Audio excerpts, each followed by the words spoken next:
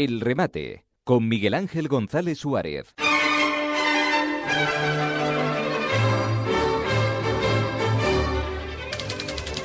Bueno, hoy último lunes del mes de mayo. Parece mentira, ¿eh? Parece mentira, último lunes del mes de mayo. Hay que decirle que el sábado haremos un programa especial porque el sábado es día 30, día de Canarias, y haremos un programa especial desde Las Palmas de Gran Canaria, desde el auditorio Alfredo Kraus. Y ya el lunes próximo, el primer día del mes de junio. Bueno, nos encanta ir a los titulares de los periódicos de hace algún tiempo y hoy nos vamos a ir 3 años atrás y en Santa Cruz de Tenerife era detenido el número 2 de Patricia Hernández. Patricia Hernández es la lideresa del PSOE en el Ayuntamiento de Santa Cruz por una agresión en un campo de fútbol.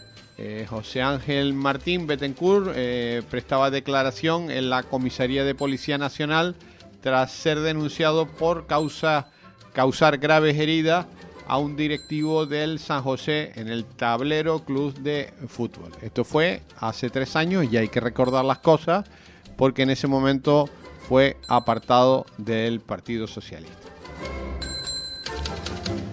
Hoy se cumplen 1557 días de la guerra entre Rusia y Ucrania, 4 años y 89 días. 4 años y 89 días y esto no tiene viso de que se pare en ningún momento. Les recuerdo que los españoles, incluidos los que están escuchando la radio ahora, ya hemos pagado a fecha 1 de enero 17.000 millones de euros para matarse unos a otros. Nosotros cómplices, los españoles, de esta guerra que yo creo que hay que zanjarla cuanto antes. Y saben que tuvimos otra guerra ahí, y 40 días de guerra en Oriente Próximo, y ahora ya llevamos 47 días de alto el fuego. Y parece ser, dice Trump, que van a llegar a un acuerdo para terminar este conflicto bélico en una de las zonas calientes del mundo, ya que es la salida del petróleo. Hoy es lunes 25 de mayo de 2026 ya. Y hoy es el día de África, nuestro día, porque nosotros, nos guste o no nos guste, vivimos en África, somos africanos.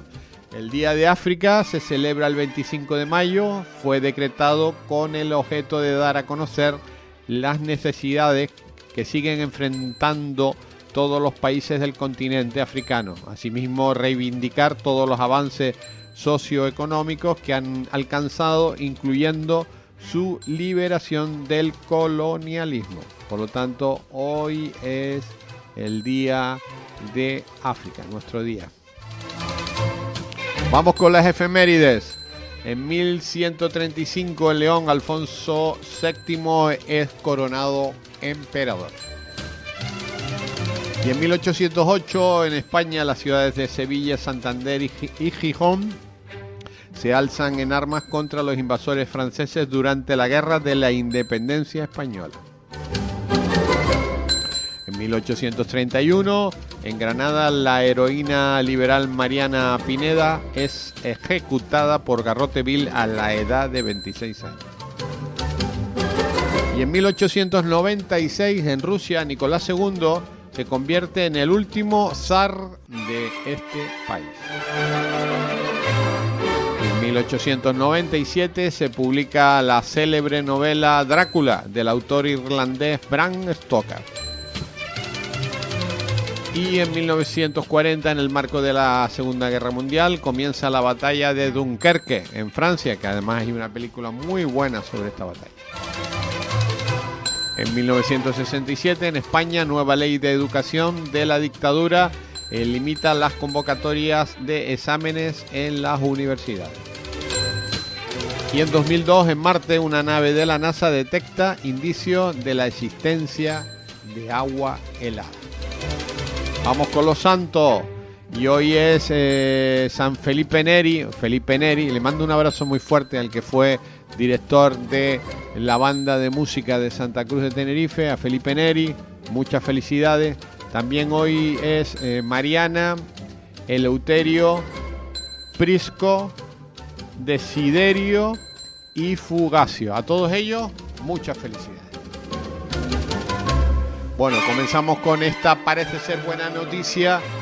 Trump dice que el acuerdo para acabar con la guerra con Irán está prácticamente cerrado. Estados Unidos e Irán están más cerca de un acuerdo para poner fin al conflicto en Oriente Próximo. Así lo ha asegurado el presidente estadounidense Donald Trump. En una entrevista telefónica, el líder afirmó que hay avances en un borrador de tratado, aunque advierte de ataques militares sin precedentes si fracasa la vía diplomática. Fuentes regionales apuntan a que la propuesta, redactada por Pakistán, podría resolverse en las próximas 48 horas. En Teherán, el gobierno iraní define el texto como un acuerdo marco para cerrar cuestiones clave en un plazo de 60 días, incluido el levantamiento de sanciones y la reapertura del estrecho de Hormuz. El secretario de Estado, Marco Rubio, también habla de avances y no descarta un anuncio en los próximos días. Mientras continúan los contactos con mediación de Pakistán en un contexto de máxima tensión y con advertencias de represalias si se reanudan los ataques. Y en Ucrania, gran ofensiva rusa con drones y misiles contra Kiev. Rusia lanzó una oleada de ataques nocturnos contra Kiev en la madrugada del domingo, causando la muerte de varias personas y dejando decenas de heridos, según informaron las autoridades locales. El intenso asalto sacudió edificios de todo el centro de la ciudad, incluidos los situados cerca de oficinas gubernamentales, edificios residenciales y escuelas. Se registraron daños en al menos 9 distritos de la capital, según el jefe de la administración militar de Kiev. En uno de los distritos, una escuela resultó impactada mientras había personas refugiadas en su interior, según declaró el alcalde de Kiev, Vitaly Klitschko. Asimismo, las autoridades locales denunciaron que también se habían registrado daños en supermercados y almacenes de toda la ciudad. Los ataques se produjeron después de que el presidente ucraniano Volodymyr Zelensky advirtiera de que los informes de inteligencia indicaban que Rusia estaba preparando un ataque con el misil Oreshnik, una afirmación que el propio mandatario confirmó tras la ofensiva. Y este fin de semana también ha habido jolgorio en Washington. Un hombre resultó abatido en un tiroteo con el servicio secreto cerca de la Casa Blanca donde estaba Trump.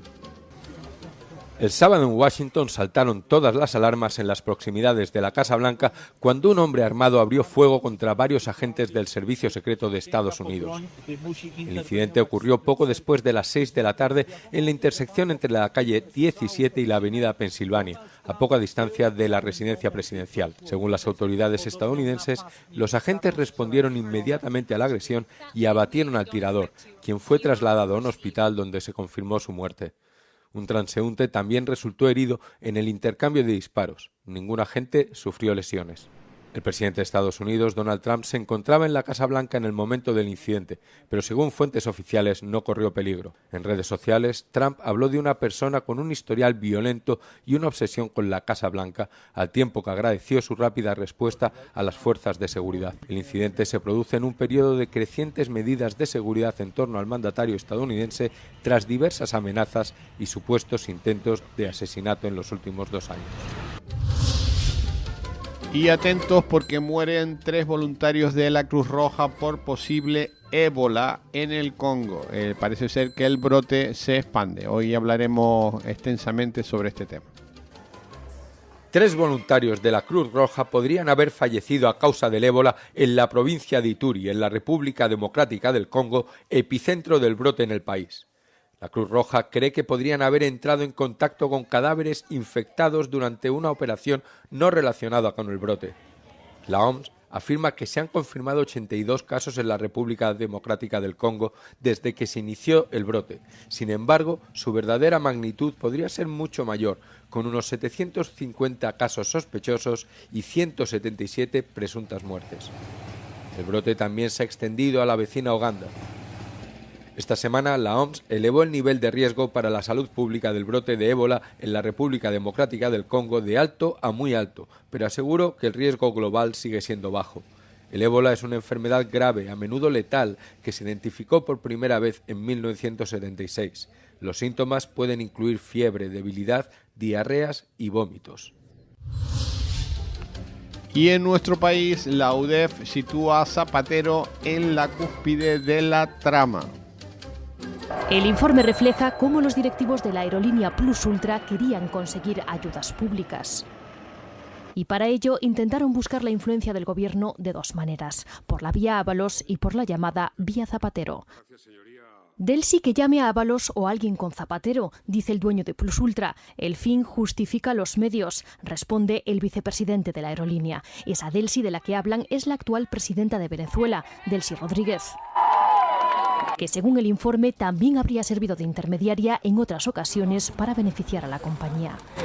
A lo largo de las 400 páginas del texto también aparecen varios ejemplos de cómo los empresarios presuntamente utilizaban al empresario Julio Martínez, el amigo de Zapatero, y al propio expresidente para conseguir influencia. Se refleja en frases como «la mano del tocayo parece larga» o en esta otra, en la que el propietario de Plus Ultra le dice a su segundo «mañana Zapatero interviene directamente, va a intentar que nos den los permisos sin que tenga que intervenir la Embajada de España». En el informe también se incluye cómo el 2 de marzo los directivos de Plus Ultra le envían esta foto al empresario amigo de Zapatero, celebrando el rescate de la compañía, y una semana después se anuncia en el Consejo de Ministros. 53 millones de euros. Y en 2021 se abre una investigación que, según el informe, los implicados supuestamente trataron de detener. En esta conversación, Miguel Palomero, el contacto de Plus Ultra para llegar al gobierno, le dice al propietario de la compañía que la fiscal es amiga y que hay que cortar eso. A finales de 2021, la Fiscalía pide el sobreseimiento de la causa, una información que un alto cargo de la SEPI le transmitió, dice el informe, directamente a los gestores de la aerolínea. Y los directivos de Plus Ultra recurrieron a Zapatero por ser pro Sánchez y pro Maduro. El informe de la UDEF, de más de 400 páginas, relata en orden cronológico cómo los directivos de la aerolínea Plus Ultra buscaron vías de presión para conseguir ayudas públicas que finalmente recibieron en forma de 53 millones de euros. Mediante transcripciones de mensajes extraídos de los móviles de los implicados y facilitados por la Agencia Federal de Investigación Criminal de Estados Unidos, se deduce que el expresidente socialista Rodríguez Zapatero se sitúa en la cúspide de esta red de influencia. En el segundo nivel mencionan a Julio Martínez Martínez, a quien se refieren como lacayo de Zapatero, y a Manuel Aarón Fajardo García, hijo de un senador socialista. Detallan que el principal beneficiario de los fondos obtenidos por la red sería el propio Zapatero y la sociedad What the Fab, que administran sus hijas. En los informes se expone que confluyen dos vías de influencia para lograr este rescate, la vía Ábalos y la vía Zapatero, en cuyos contactos interferiría la vicepresidenta de Venezuela, Delcy Rodríguez. Por otro lado, las gestiones con Ábalos y, por tanto, con Transportes se realizaron a través de su abogado Miguel Palomero, que tenía relación con Koldo García. Contactos que derivaron en una reunión con el entonces secretario de Estado, Pedro Saura. En los informes queda acreditado cómo los directivos de Plus Ultra conocieron con anterioridad a la aprobación en el Consejo de Ministros que recibirían la ayuda de 53 millones de euros.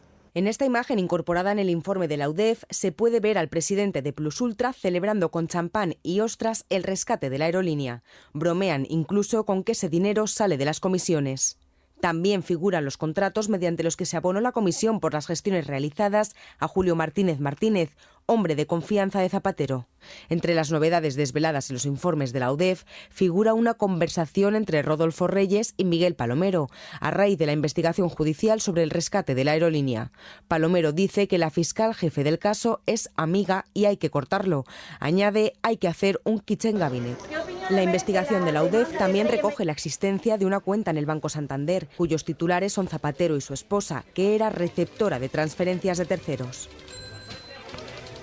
Y el Partido Popular cree que Zapatero es la reina madre de todas las corrupciones. El PSOE vuelve a cerrar filas con Zapatero. No nos cuadra de ninguna de las maneras que Zapatero ni se haya corrompido ni se haya podido corromper. Y cree que el informe de la UDEF no recoge datos que señalen al expresidente. Nosotros necesitamos pruebas, porque trama de Zapatero Y Zapatero, conversaciones de Zapatero muy poquitas, y reuniones muy poquitas. Vuelven a defender también la actuación del gobierno en la aprobación del rescate a Plus Ultra. Se basaron en informes que hacen los técnicos, en este caso de la SEPI. Defensa secundada por los socios de gobierno que piden reformas de la legislación. No se puede permitir que se cobre por gestiones políticas. ¿Por quién dio la orden de rescatar a la aerolínea? Pregunta el PP, que acusa a Zapatero de liderar una trama internacional. Resulta que Bambi era la careta de un presunto delincuente y que el talante escondía a un mangante. Y señala a Sánchez como responsable final. ¿Sabéis qué diferencia a Pedro Sánchez de Alibaba? Que Alibaba solo tenía 40 ladrones y en el Partido Socialista hemos perdido la cuenta. Los populares se dirigen también a los socios del gobierno, les piden romper con Sánchez. Socios como el PNV que hoy se dirigían al presidente. Sería irresponsable seguir más allá de 2026 sin rumbo, sin presupuestos, sin una mayoría estable y con una agenda descontrolada y judicializada. Y avisan, estarán vigilantes ante los casos que afectan al Ejecutivo. Nos venimos a Canarias y el turismo crecerá un 1,1% este verano en Canarias a pesar de la incertidumbre internacional. Y Canarias, atento, buena noticia, desplaza a Cataluña como comunidad con más gastos turísticos. La comunidad con más gasto turístico históricamente siempre ha sido Cataluña. Esta vez, en el primer trimestre, Canarias ha desbancado a Cataluña. El archipiélago concentra el 18% del desembolso de los visitantes en compras no esenciales del país y refuerza el papel del comercio en el sector. Y Adasis divulga una guía para luchar contra el avispón y advierte es una emergencia grave en Canarias. Desde la Asociación para el Desarrollo de Acciones Climáticas explican la importancia de actuar rápida y conjuntamente sobre el avispón. Y la Unión Deportiva Las Palmas se metió ayer en un lío tremendo. Incapaz de vencer a un Zaragoza que va a bajar a donde estaba el Tenerife, tiene que jugársela toda o todo el próximo domingo en Riazor para asegurar la plaza de promoción. Bueno, terminamos con una nota musical. La cantante y actriz Tina Turner, que para mí era una de las mujeres que ha tenido las piernas más bonitas del mundo, murió un día como hoy hace 4 años a los 83 años de edad. Annie Mae Bullock tan solo era una niña de 11 años que ayudaba a recolectar algodón en Tennessee cuando su madre la abandonó.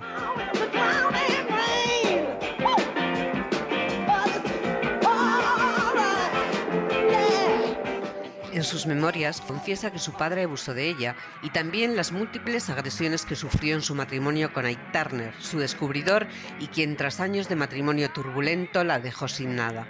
Tina tan solo conservó el apellido, Turner.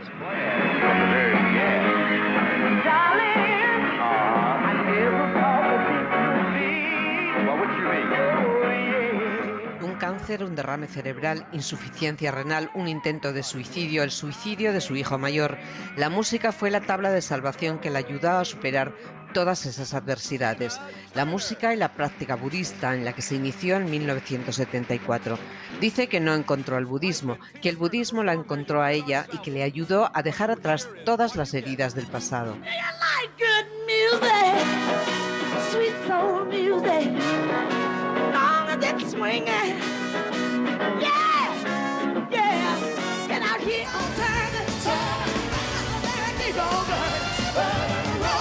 Vida turbulenta que transformaba en fuerza de mujer encima de los escenarios. Fue la reina del rhythm and blues y del rock.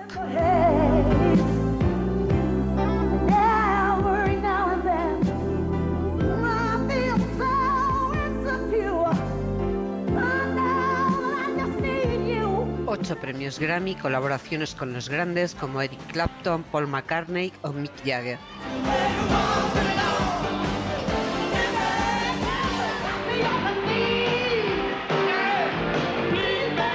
Papel y banda sonora en la película Mad Max 2, los éxitos de Tina Turner son ya un referente para varias generaciones. Los 80 y 90 fueron suyos. Ella nos impresionaba con su gran voz.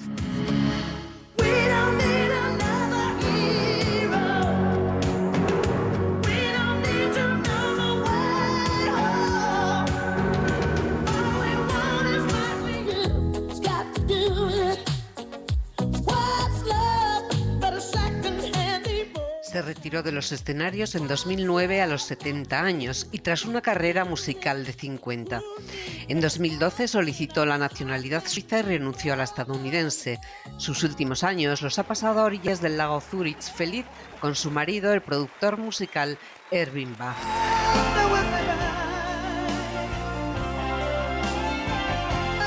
El secreto de mi belleza es ser feliz conmigo misma, no uso tratamientos. Así era Tina Turner.